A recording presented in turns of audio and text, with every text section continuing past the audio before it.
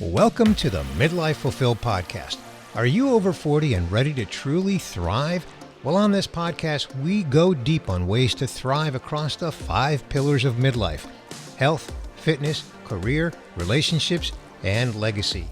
I'm Bernie Borges, midlife advocate, life coach, and your host. Subscribe now and get ready to thrive.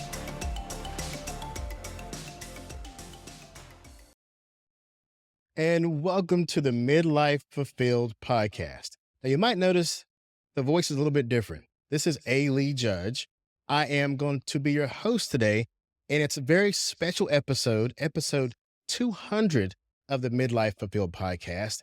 And what's really special about this episode is we're going to flip the script on Bernie Borges. He is going to be the guest, and I'm going to be the host. So here's our chance to learn a lot more about your host and the creator of the Midlife Fulfilled Podcast, Bernie Borges. Again, I'm A. Lee Judge. I was actually with Bernie on episode 39, and he really brought out some vulnerable conversation. And this is what we're going to do to Bernie today. So welcome to your show, Bernie Borges. Thank How you, you like Lee. This is great. This is great. I'm looking forward to this. And thank you so much for doing this. I'm really excited. I can't think of anyone else that I'd rather flip the script with. This is going to be fun. So, Bernie, you always talk about the 5 pillars, health, fitness, career, relationships, and legacy. I know from personal experience, you really draw these things out of your guests, and your listeners get a chance to really be fulfilled with just listening to all the people and the different personalities and experiences that you discuss on your show.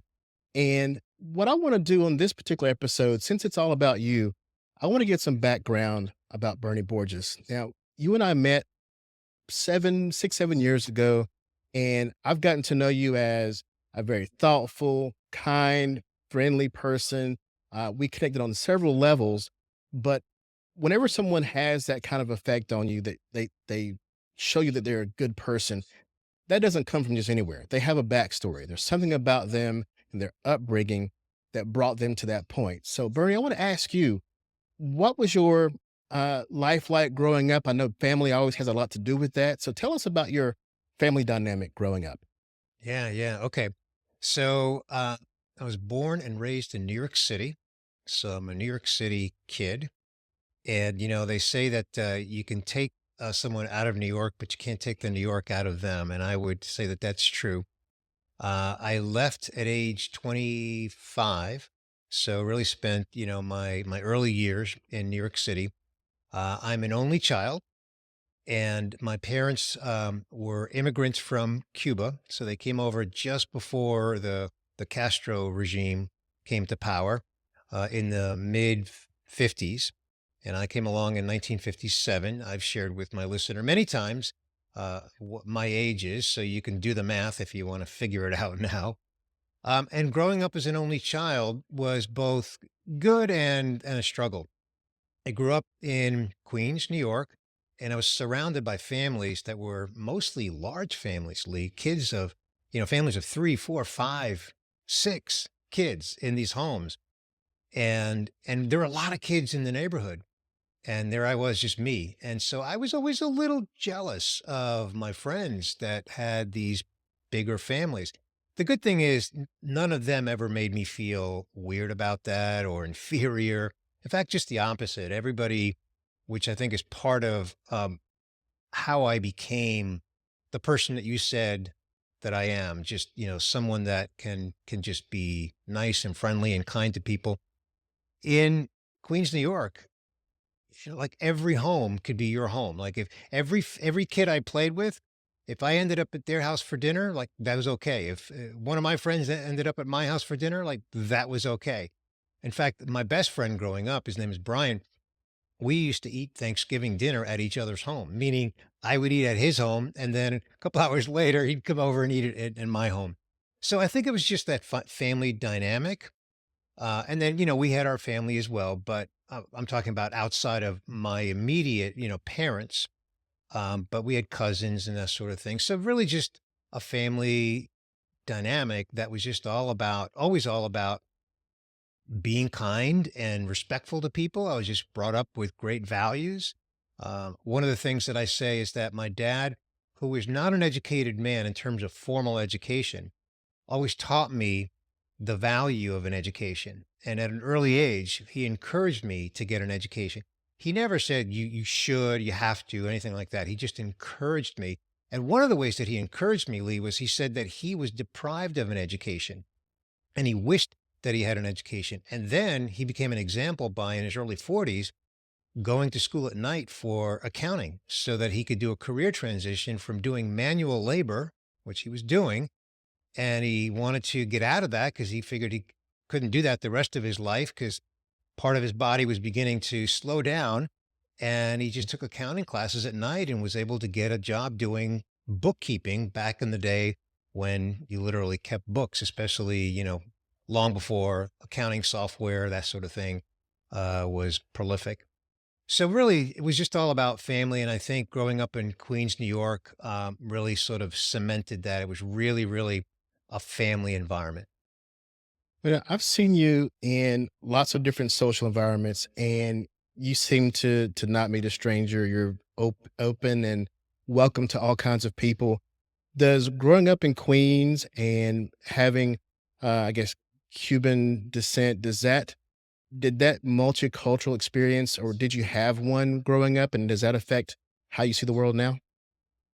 I think the short answer to that is absolutely yes, meaning the diversity. So yeah, I was exposed to, you could just imagine New York City, it's often been called the melting pot of the world, right? So the diversity that I grew up in was as diverse as it comes, I mean, that was just my world.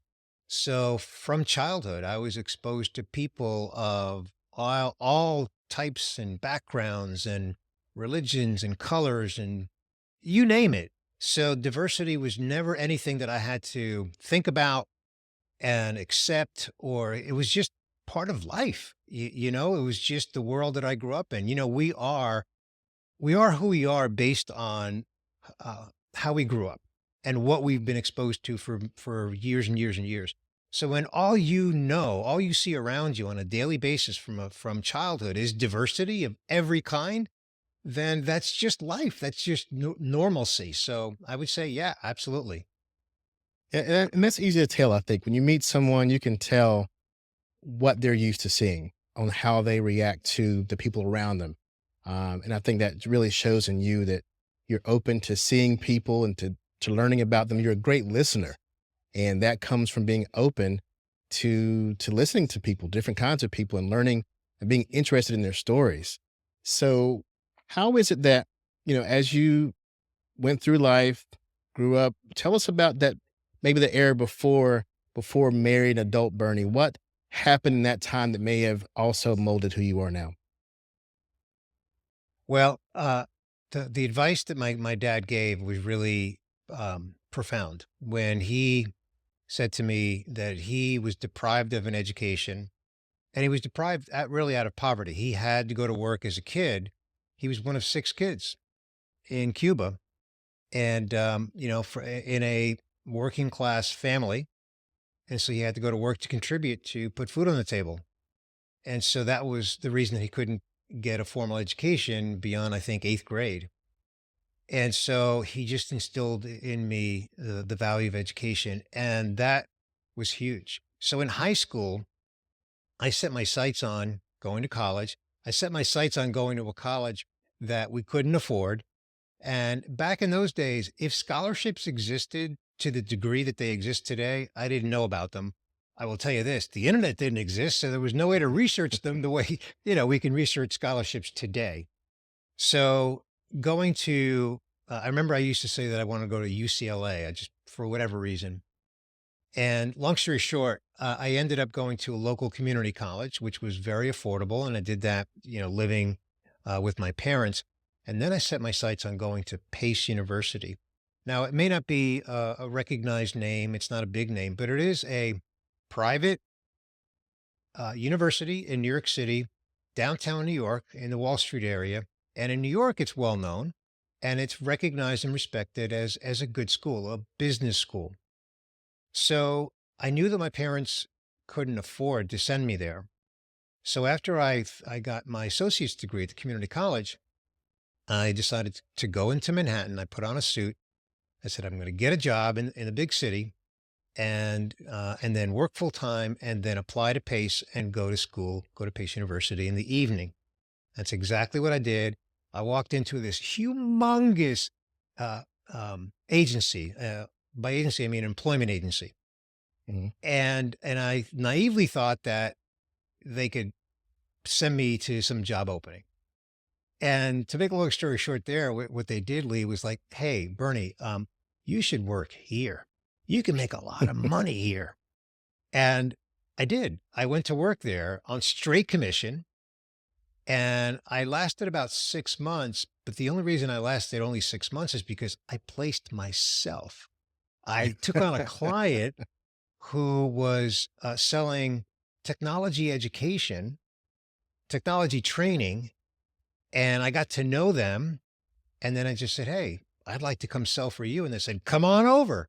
So I went into technology training sales. I think I was early 20s, like 21. I applied to Pace University. I got in and I started on my journey, Lee, to finish my bachelor's degree at Pace University. And I remember a conversation that I had with my parents when I told them that I was going to go do this, that I was going to go to school at night. I said, "Hey, I got into Pace University. I'm going to pay for it. You don't have to worry about any of the financial responsibility. It's all on me." And my parents are deceased. They've been deceased now for 7 and 10 years between the two of them. And I remember my mom saying to me, she didn't even realize the impact of what she said. She said, "Oh, Bernie, I can't believe you're going to do that. It's so hard to go to school at night." And then she said the following. She said, "You're never going to finish." Little did she know what motivation that gave me. And Mm. Lee, for the next 7 years, no, 5 years, not 7 years. It was 7 years in total, including my associate's degree. For the next 5 years, I went to school at night 12 months a year. So there was fall semester, spring semester, summer semester one, weekend off, summer semester two, weekend off, like Labor Day weekend, and then fall semester again. For 5 years, I went 12 months a year at night. And I was working during the day and I was working with a bunch of 20 something year olds that became buddies of mine. And guess what they were doing every night after work? Going Hanging out. out. I mean, this is in Manhattan. Yeah. And they're like, "Come on, Bernie, come on." After a while, they got the message that no, Bernie's focused on getting his education. And most of the time, 99% of the time, I didn't go. Every once in a while, I would treat myself a little bit, but it was the exception, not the norm. So the point I'm getting at, that was a huge life lesson for me. And by the way, and I have told this story before, but it was many episodes ago. Mhm. And that was a huge, not just a life lesson for me, Lee, it was a humongous sense of fulfillment. Mm. Humongous, because I achieved something that was hard and I made my parents very proud. I never rubbed it in my mom's face, but inside of me, I'm like, "Yeah, mom, I'm going to show you." And I did. But again, I never rubbed it in her face. I just, reveled in the pride that they had. My mom had a high school degree, but no college. My dad didn't even have high school, even though he went for accounting classes at night just to make a career transition, but he didn't have a high school degree. And they were both immensely proud. And you know what? I was proud. I was proud of what I achieved, especially doing it at night. Well, I wanted to ask you about that. So you were motivated by your mother kind of teasing that that's going to be hard to do. You won't finish. Would you say that you're motivated by a challenge to prove something even to yourself? Yeah. Yeah. I mean, I think another example of that is in 2008, I, so I live in the Tampa area. And in 2008, during that time, I was very intentionally active in the local business community and I would do any speaking opportunity that I got. And I was able to get a lot of them. And one of them was a local, forget what it was called, something about the Tampa Bay CEO group, something like that. It might have been that might have been it. And so I was a featured speaker. And at the time I was fairly early. I was already in business about 5 years in my digital marketing agency. So I was invited to speak, or I got myself booked to speak about digital marketing strategy, whatever that was in 2008. Right. Hmm. And so I go and I speak. There's probably 80 to 100 people in the room. And allegedly they're CEOs. They may not all be CEOs. And these are mostly small to mid-sized businesses. These are not Fortune 500 CEOs. And at the end of the presentation, Lee, there was a line to talk to me, to ask me questions. Hmm. Yes, I picked up some clients, no question about it. I did, but almost every person that came up to me standing in line to talk to me, almost every person said, "Bernie, you should write a book. Mm. You've got your book in your slides." So I'm driving home, like feeling really high, feeling really good about the whole experience because it was a great experience. And all these people said, "You should write a book. You've got a book in your slides." So I said, "Okay, I'm going to do it. I'm going to write a book. I've got the book in my Mhm. slides." So I go online. I was on LinkedIn by then. I don't know if it was LinkedIn or wherever but somewhere on social media, I announced in a post, "I'm going to write a book." Mhm. And Lee, that's the reason I wrote it. Because after I posted, I'm like, okay, I've got to do it now. I gotta do it now. There's no going back. People will That's hold you accountable. that's right. That's right. Wow. And I did. I did. It's in fact, for those that are watching on Yeah, what's the name video, of it? Because I can't see it. it's marketing 2.0. I'm trying to point to it on video. It's Mhm. hard to do that, but there it is right there. That's the Yeah, cover right there. it's Marketing a good cover. 2.0. You can see it. Okay. Um, yeah, and it published in 2009. And by the way, the book was not in the slides. It was a lot of work. A lot of As work. books are, yeah. Well, I wanna get back to your motivation here and also family, because we're gonna talk about career. We're gonna talk about the agency. I wanna learn about that too. But my guess is, as you got into the career and the agency, that something happened also personally. So when did, family, your own family come into play during this time period? Sure. So I got married. By the way, I grew up in New York, but then I left New York and I moved to California. Mhm. And I lived in the San Francisco Bay Area, affectionately known as Silicon Valley. And that's where I met my wife. So I Mhm. got married to my wife, Jean, in the San Jose area Did you in meet through work, or how 1987. did you all meet? Oh boy, that's a story. How much time are we going to give ourselves here? Um, so before there were dating apps, there were actually dating services.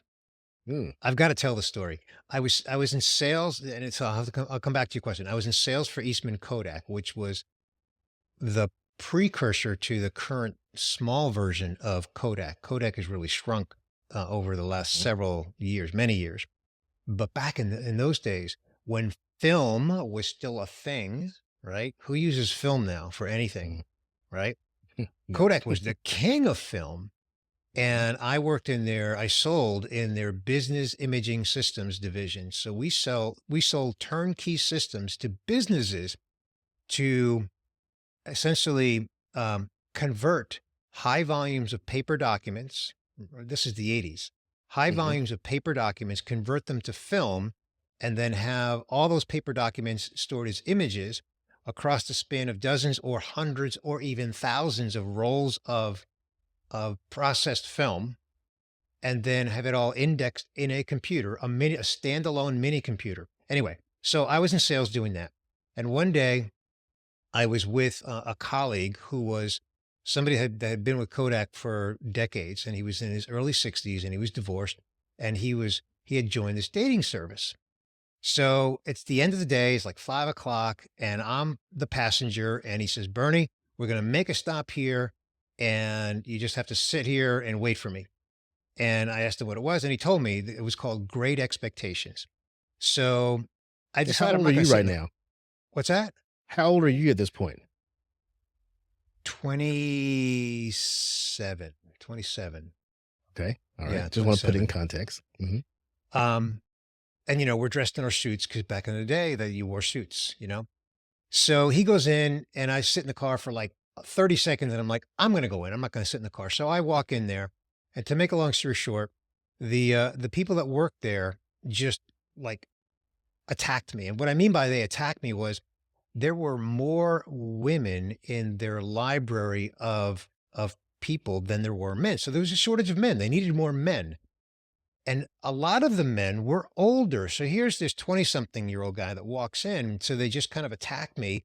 They gave me a deal I couldn't refuse. So there I am signing up for the service. Yeah. You're literally fresh meat. Right, exactly, exactly. Which was totally unplanned and just unplanned, right? I was not expecting it. So I signed up for the service. Well, Jean had signed up. She had come out of a relationship and she didn't know where to go. And so she signed up for the service. So she's in there. And so I get a card in the mail. This is pre-internet. This is like 1985, 86. Mhm. I get a card in the mail because that's the way you get notified. Someone wants to meet you. So a month goes by because you have to physically go in there to see who's on the other end of this card. So a Wow. month goes by and I see who's on the other end of the card. I'm like, oh, I want to meet her. So I call her because that's where, once you agree to meet someone, that's where you get the phone number. And so I call her and she was standoffish because I had taken a month to respond. I wasn't the only guy She she should said be. she wanted She to should meet. be Bernie. Right, right. So she had already been on dates with every other guy she said she wanted to meet.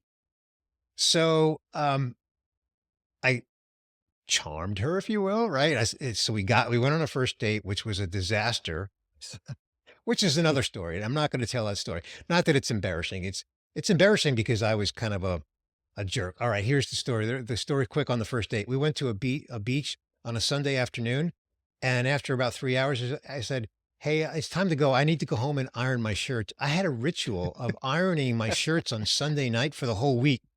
So I said to her, like, I got to go home and iron my shirts.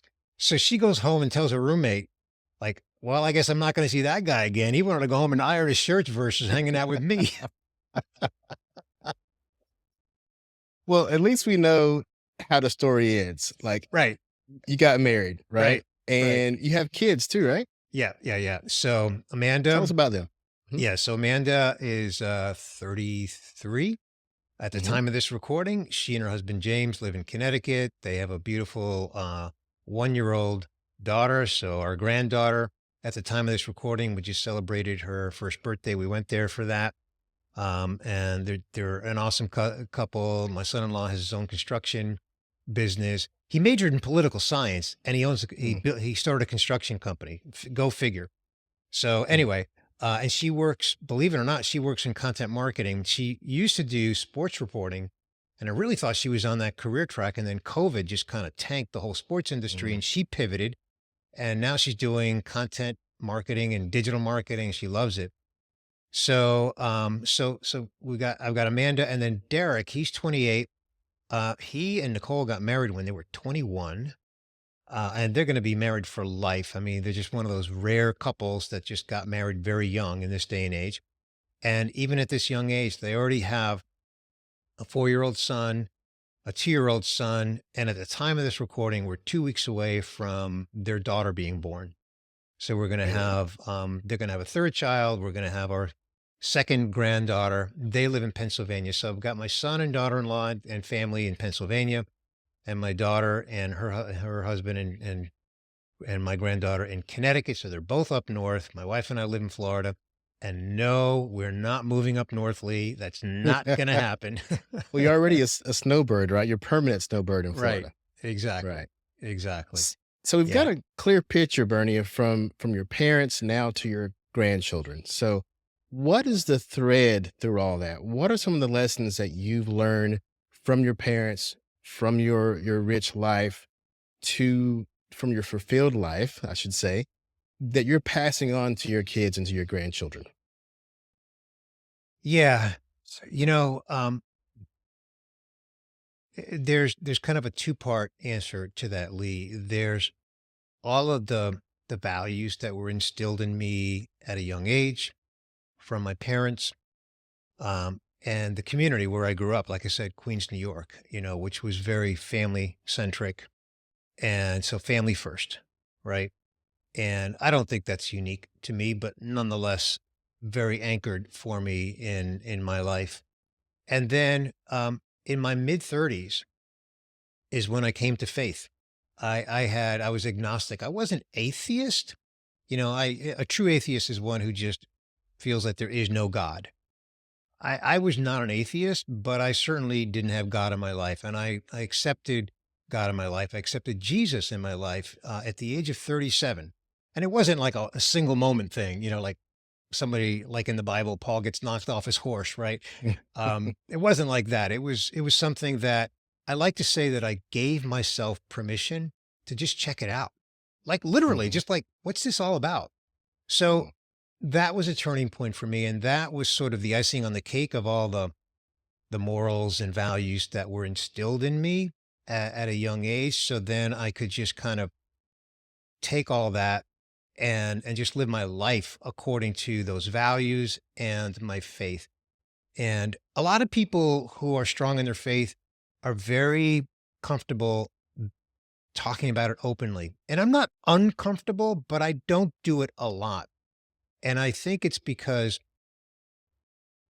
I don't want anyone to ever feel like I'm like pushing my faith on them, or thinking any differently about them if they have a different either faith or no faith or whatever it may be. So I would never in a bazillion years deny it, but in response to your question, it's those two things. It's like the foundation was the values from my family and the local community that was family centric. And then you have to fast forward a few decades because it was really age 37 where I made that decision. Like I said, I gave myself permission to quote unquote check it out. And then Mhm. I came to that decision, and then it's really changed my life since then. And that's something that you and I connected on recently, and I didn't know that about you until I got to know you a bit more, and um, it helps explain some of the things and some of the ways that you behave. And part of that, what I mean is that you express that you have faith, you have your religion, but you're still very considerate of others when expressing your religion. And the truth is that in every religion, there are different degrees of how much a person practices or how much they respect other religions. Like some people are so heavy into their own religion, they can't respect others' religion. So I think it says a lot about you to first speak of your religion, but at the same time, speak of your acceptance and respect for others and their beliefs. And so, I think about the five pillars you have here of the Midlife Fulfilled podcast: health, fitness, career, relationships, legacy. So we've talked about legacy a bit and relationships, a little bit about your career.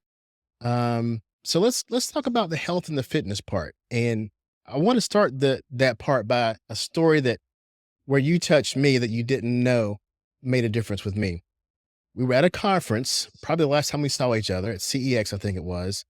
It was one of the breaks between the sessions, and we all had a little small plate of, I guess, a snack, whatever, between sessions. We had our snacks. And you and I and a couple other gentlemen were standing at a table talking to each other. I think it was four of us. And we're talking about, our health and how we're maintaining each other and everything. And I noticed as you all were talking about your health, I was probably the heaviest one of the four there, the least fit looking one out of all of us. I also realized you were all eating apples and I was reaching for a cookie. I'm like, okay, maybe that's why Bernie, even, there's a real age versus your body's age. And I'll say your body's age is probably about 20 years younger than mine. And I could see why. And you mentioned in that moment, aside from demonstrating that you're eating, you're conscious about what you eat, because you also had a cookie in the snack box, but you chose the apple instead. You also mentioned that you were religious about working out, and that if you miss a workout, your day just isn't the same. So tell us about your workout regimen and what that means to your overall life. Yeah. So there's a story there, which I've also shared on the podcast many episodes ago. So I'm going to take you all the way back to New York. Remember that story I told you, Lee, about going to college at night? Mhm. Well, during that 5-year season in my life, in my 20s, early 20s, all I had time for was go to work, go to school. And by the way, this was in Manhattan. At the end of the school night, I'd get on a subway and go home to my apartment and basically crash, eat and crash. I had no time to work out, and working out at that point in my life just wasn't even a thing. It wasn't important to me. So I graduate. And after I graduate, I'm celebrating. I'm happy. Like I achieved this thing. It took 5 years, which at the time felt like forever, if you can just imagine that. So, what did I start doing after I graduated? I started partying a lot, meaning I started going out with my friends after work. And what do? You're eating stuff, you're having a few beers or whatever. So one day I wake up in the middle of the week, a Wednesday or Thursday, and I look at myself in the mirror, shirtless, and I don't like what I see. I don't like my physique. A little bit of a pouch in my belly, no muscle tone, and I'm 24, maybe 25 at the time. Did not like what I saw. And in that moment, Lee, it literally, this is one of those rare moments in my life. I kid you not. This is a true, true story. It was a moment, literally a moment, like a switch went off in my head, and I said, "That's it, done." From that moment forward, did not go out at night after work. I joined a gym, started working out, and I changed my eating habits because the two go together. Mhm. And I have been devoted to working out since that moment at age 24 or 25. Wow. And to And this you're day, I work out 5 days a week. I do it early in the morning. I've been working out early in the morning for decades. And as you said, if I miss a workout, I don't like it and it impacts the way I feel. each time you and I talk, it's a reminder for me, and I'm doing better. And that's a testament to who you spend time with and who you talk to. Every little bit that you talk to someone, any conversation can positively affect your life. And even when I was on your show, I always say I owe you a check for therapy because just talking to you and the questions you asked, feel like I went through therapy. But each time we talk, also you leave me with a little bit of encouragement to be better and to help myself live a more fulfilled life. But I slip sometimes. So whenever you're into your workout and you're religious about what you eat, if you have a chance to slip, what is your favorite food? What is your guilty pleasure to eat when you allow yourself to let your guard down? So it would have to be carrot cake, but I'm at a point where I rarely give myself permission to do it. Notice the words I chose. I rarely give myself permission to do it. So in July, I had a birthday. We said we had a birthday as if we have more than one birthday. In July, I had my birthday was my birthday. And my wife bought me a piece of carrot cake. And I said, "Honey, why'd you do that? I don't want to eat that. Even though I want to eat that, I don't want to eat that, if you know what I mean." Hmm. And so what I did was I ate it across 5 days, like a couple of Mm, bites a day. that's discipline. That's extreme discipline. But I'm guessing your cravings also aren't what they would be if you ate those kind of things regularly. Right. Right. Yeah. You know, something that has been conditioned into my brain, my way of thinking, just my lifestyle is if I'm working out 5 days a week and then I was to choose to not eat well, it would be like sabotaging Mm, the work that I'm putting in the workout. mm, It's counterproductive.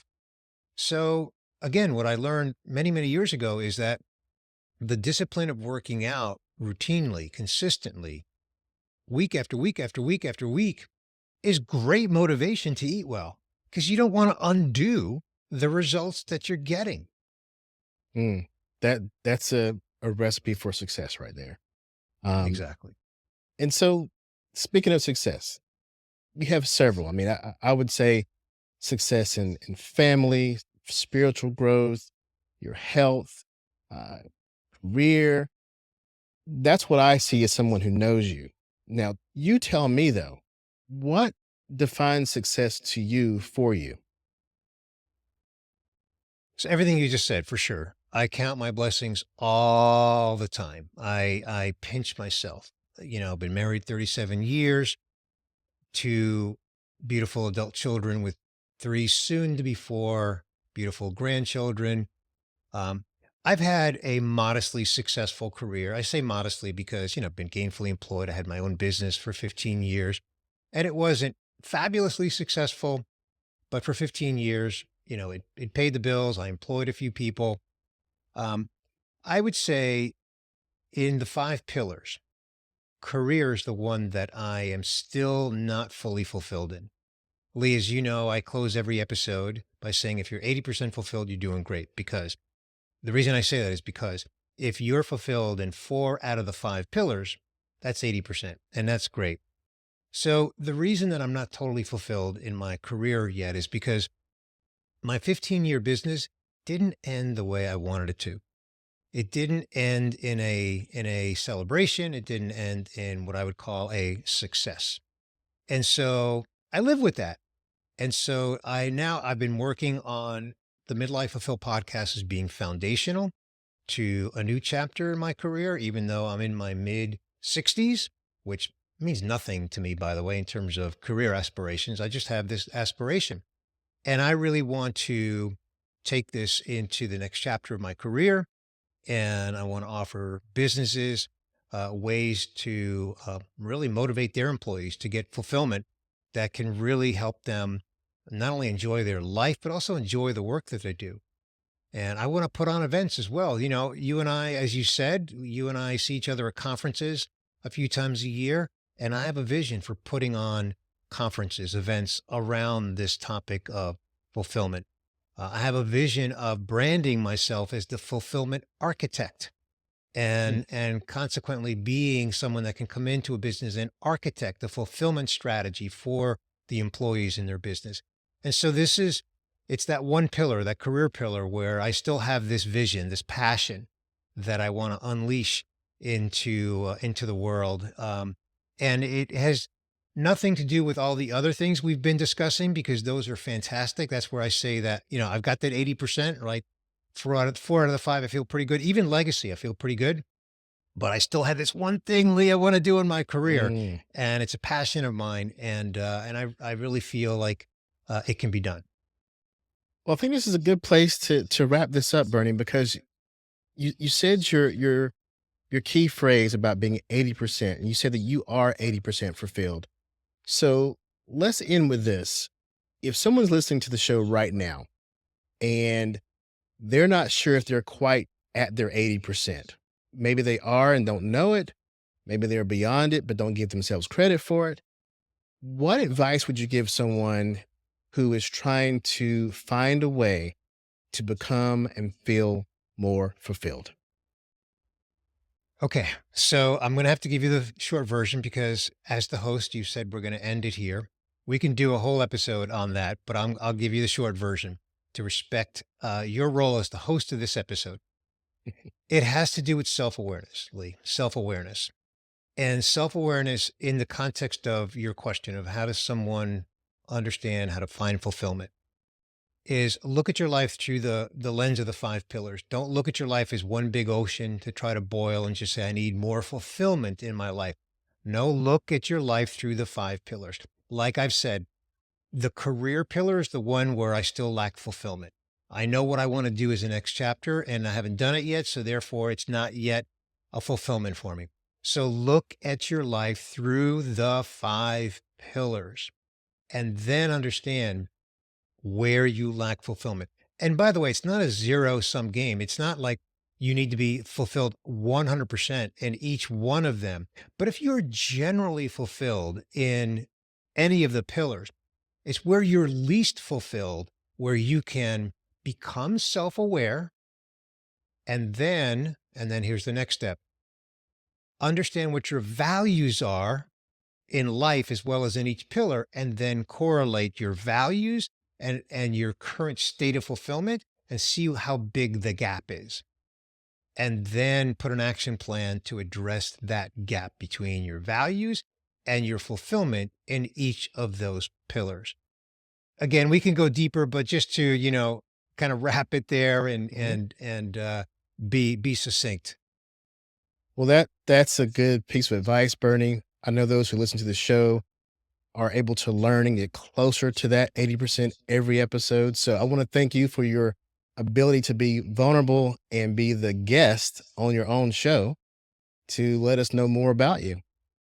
So Well, Lee, thank any you. parting words? Well, thank you for hosting. I've really, really enjoyed this. But please give us a shout out on you, a little bit about you, how people can connect with you. Look, I invited you to host this because you are the one person that I wanted to do this, and I'm grateful that you did it. But tell the listener a little bit about you. Well, as I said earlier, I feel like I owe you anyway because of the therapy I received for free when you interviewed me. But so Bernie and I met. We're both speakers, and we met, I think, at Content Marketing World. I have an agency called Content Monsta, Monsta, and we focus on creating content for businesses. And my story has been coming up through corporate as a marketer, wanting to create an agency that did the things that the agencies I was hiring didn't do. And my background, as Bernie mentioned on the episode, or pulled out of me, I should say, on the episode, I was also a DJ in an earlier career. So I had this creative life I was able to bring together into my corporate life. And the creative versus plus the marketing and that allowed me to become, as Bernie, like I said, pulled out of me in therapy to be more fulfilled, to be a marketer who still gets a chance to do creation. If you're watching video, you'll see behind me on the screen is the word create. My fulfillment was to be able to create. And I think I learned that about myself on what was it, episode 39. 39 of Midlife Fulfilled Podcast. So I will let you off the hook now, Bernie. Thank you for having me as the host on your show. And as you always say, if you're 80% fulfilled, then you're doing great. Thank you, Lee. Thank you, Bernie.